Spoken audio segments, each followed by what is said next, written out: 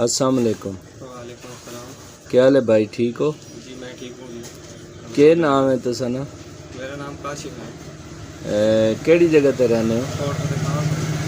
अच्छा, तुसा ने जानवरां केड़ी बीमारी आई है जी? असने जानवरां जी दाने वाली बीमारी ये लंपी स्किन डिजीज आई जी जी बिल्कुल। ते तुसा मतलब उन्हां की इस्तेमाल कीता ने? असा जी माइकोप भी इस्तेमाल की थी। माइकोप सिरप इस्तेमाल जी कीता ने? सिरप इस्तेमाल किया, बड़ी ज़बरदस्त चीज़ है कि उन्होंने तकरीबन ऐसा ने 4 तो 5 जानवर हैं उन ठीक हो गए। सारा इस्तेमाल कीती जी ने? जी सारा इस्तेमाल ते उन्हां मतलब एक तो दाने है, दूसरा है कि खाने पीने नहीं है, जी जी इस बुखार वगैरह भी है? जी जी बिल्कुल।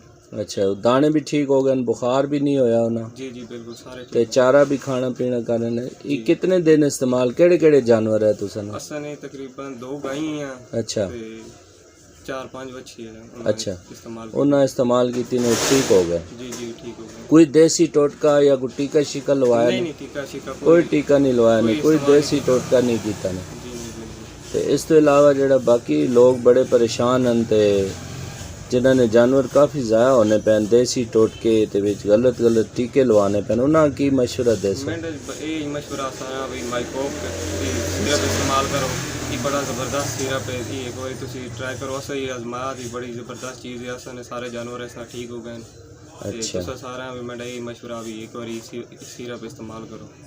चलो जी, अल्लाह पाक सारे नी परेशानियां दूर करे जी, बड़ी मेहरबानी, बहुत शुक्रिया, अल्लाह हाफ़िज़।